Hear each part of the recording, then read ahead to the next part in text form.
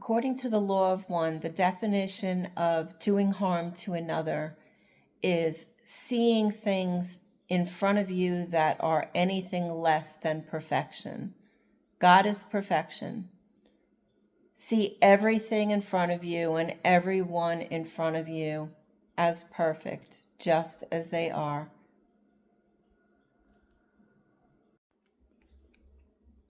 Today I'd like to talk about judgment. As we're walking through life, this beautiful creation that we have these experiences, and not all are pleasant. We, as the perceiver, are looking at what's in front of us, the person that is in front of us, and forming judgments against that person. What you need to be doing is looking at that person saying, that is me. Because yes, although the person standing in front of you may be doing something that is undesirable, that aspect of that person would not be in front of you if you didn't hold that undesirable trait within you, either as a trauma, a fear, a desire. Everything outside of you is a reflection of you, designed to get you to shift, to show you what you don't like. Why do I bring this up?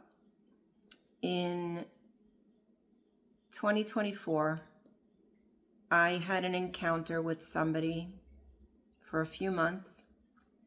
It was not a pleasant experience.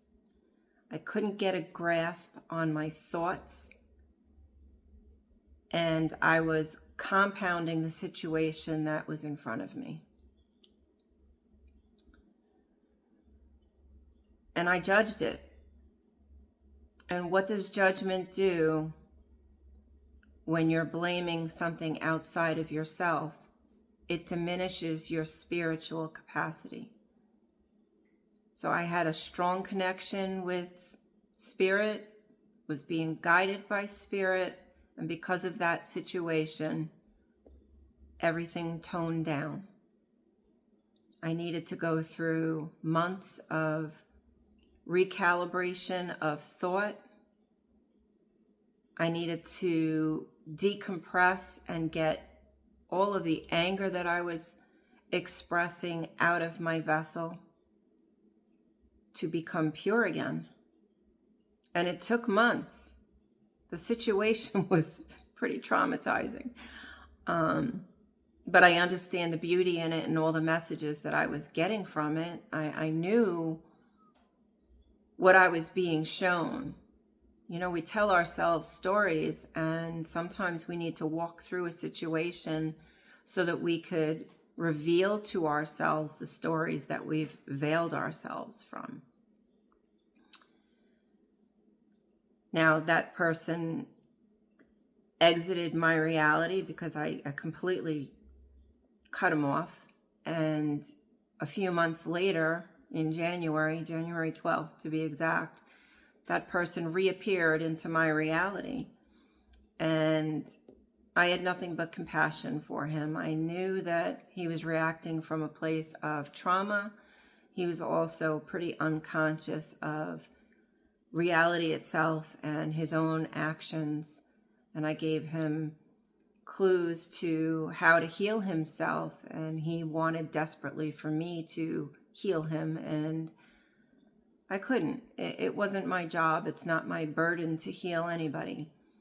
Yes, could I assist? I could have, but with the personality traits that he demonstrated, it was not in either of our best interests for me to go down that route.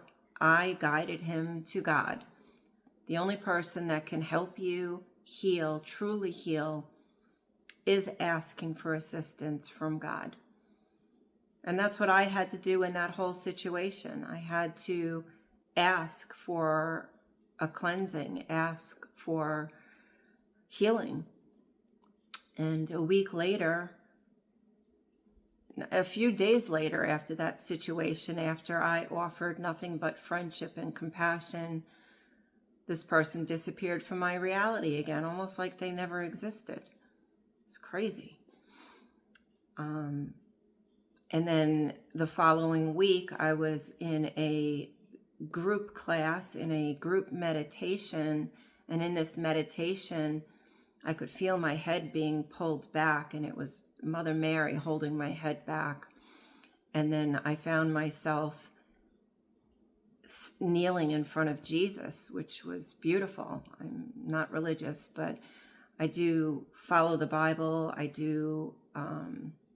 have seen Jesus several times, but I was kneeling in front of Jesus, and I could feel everything being washed out of me. And I heard the word atonement. So I had my reconciliation moment with God, that, you know, my projection of anger and everything else towards this person, it had nothing to do with him. It had to do with the reflections it was showing me, and what I was willingly participating in was also me trespassing on someone else's experience, because although he was asking for my assistance and I was continuing to assist him, it was putting myself in compromising positions, which was what was giving me the anger.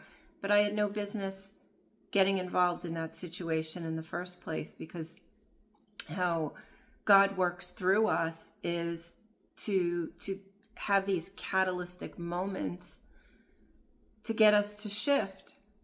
And by me assisting somebody, even though it came from, you know, an open-hearted place of love and compassion, I was taking away that person's experience. And maybe if they were to have really hit rock bottom, it would have brought them back full circle anyway, back to God.